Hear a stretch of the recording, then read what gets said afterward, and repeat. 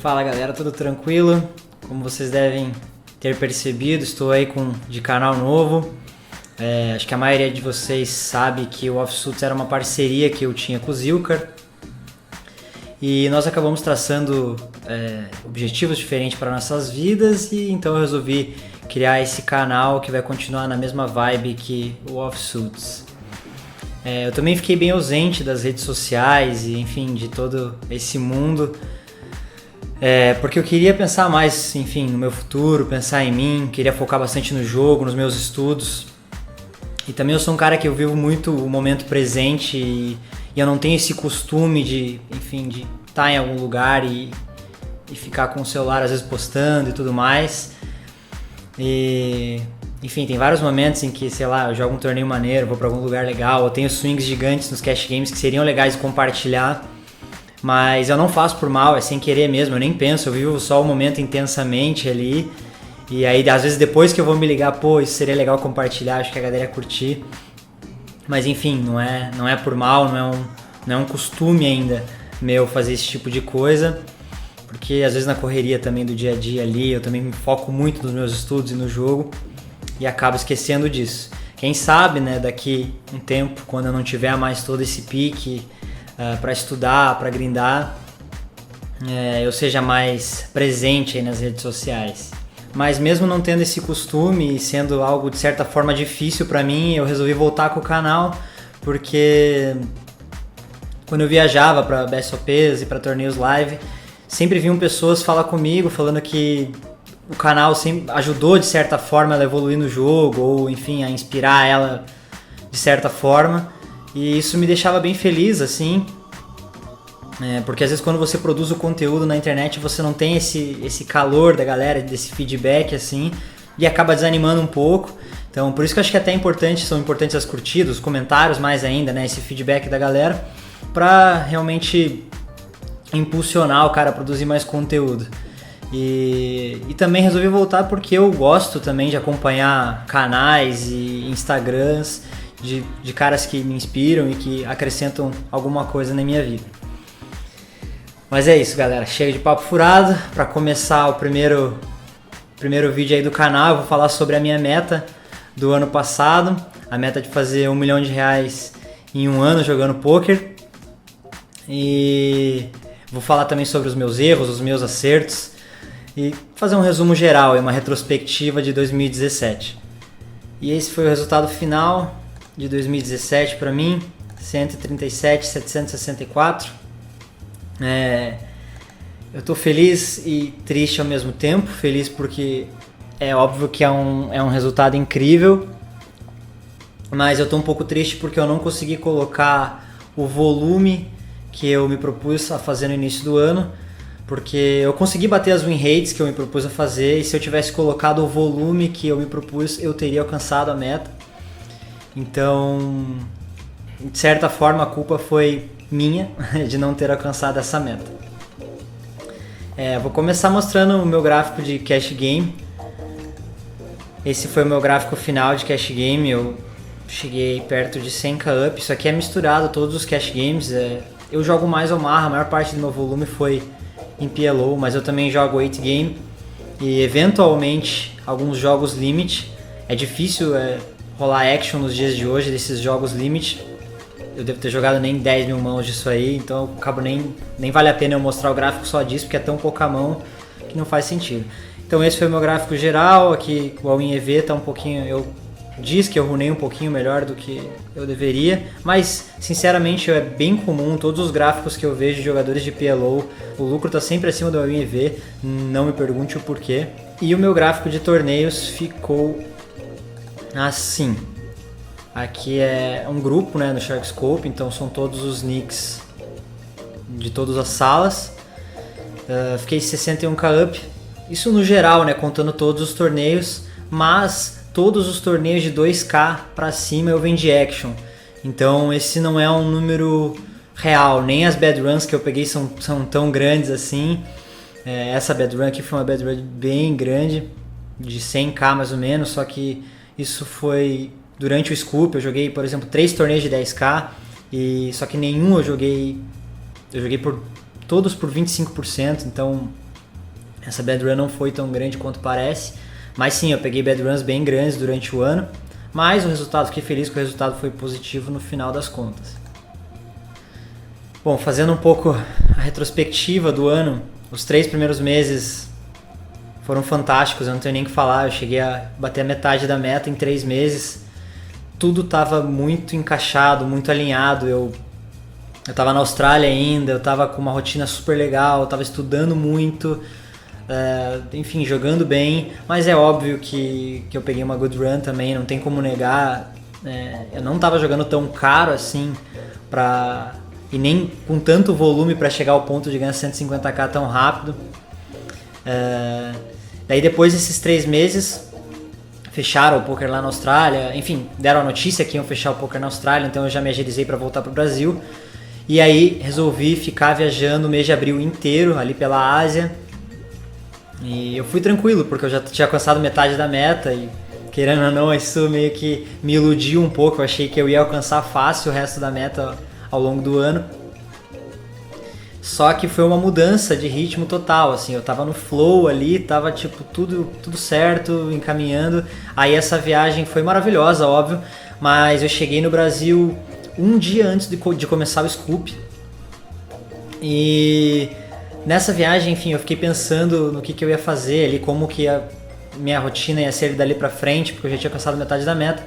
E eu me propus a não jogar mais mid stakes, nenhum blind abaixo de 5-10.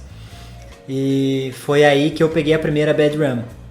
Quando chegou o Scoop eu tava 180k up, então eu já tinha subido um pouco mais ainda. E resolvi jogar a maior parte do tempo 25-50 e 10-20. E na primeira session, eu me lembro disso, foi horrível. Eu fiz uma session acho que de 5 mesas de 25-50 e eu perdi algo em torno de 25k, assim, no primeiro dia, começando o Scoop. Então eu já comecei a série com a cabeça, com o psicológico bem abalado. E é óbvio que você fica naquela dúvida, né? Putz, será que eu bato mesmo esses limites, né? Mas foi muito normal, né? 25k nesses limites são 5 buy-ins, então tipo, é uma bad run muito comum, né? Não posso nem chamar de uma bad run, 5 buy-ins, como eu falei, eu perdi em uma session, então se você pensar em dinheiro assusta um pouco, mas se você pensar em buy-ins você vê que é totalmente normal. Essa questão de querer subir de buy-in também, eu não precisava disso para alcançar a minha meta, porque eu calculei a minha meta toda jogando buy-ins, a média que eu usei foi de 7 ou 8 dólares, então não tinha necessidade alguma de eu subir para 25,50, de 10,20 para cima não tinha necessidade alguma, mas eu também não ia deixar, enfim, as minhas metas de longo prazo, os meus sonhos, que é jogar mais caro, de lado só porque eu postei uma meta de R$1 milhão e poderia falhar, entendeu? Então eu fui em busca do que, enfim, que ia me fazer feliz e do meu sonho, que é jogar mais caro, independente do resultado. Eu sabia que eu poderia perder muito e a minha meta ficar muito mais difícil. E foi isso que aconteceu. Além da bad run do PLO, afetou em tudo, né? Afetou meu psicológico e eu acabei entrando numa bad run muito grande nos torneios também. Vendi a maior parte dos torneios de 2K, como eu falei, nenhum torneio que eu joguei em 2017 acima de 2 mil eu joguei totalmente por mim. E aí que acabou que eu terminei o mês de abril, eu tava 180 e poucos up, fui pra 180 up, fui pra 100k up, assim. Foi algo assim, em 2 meses eu perdi $80 mil. E passaram ali 2 meses, sei lá, eu consegui voltar a ficar uns 150 up, fiz um comeback bom ali de 50k, e aí chegou o W Cup. E mais uma vez, bem antes da série, eu decidi não jogar mais mid stakes e tentar mais uma vez jogar só high stakes, e aconteceu exatamente a mesma coisa. Eu perdi logo no primeiro dia, acho que em 3 dias, uns 30k no 888 jogando PLO, mas isso fica até de lição para todos. Esse período pré-W Cup foi o momento em que eu mais cresci durante o ano, assim, em relação à técnica mesmo do jogo, porque mais uma vez bateu aquela dúvida se eu batia o jogo ou não, porque todas as vezes que eu tentei subir eu fui mal, né? A não ser umas sessions no início do ano que eu fui muito bem, mas depois eu fui muito mal na 25,50.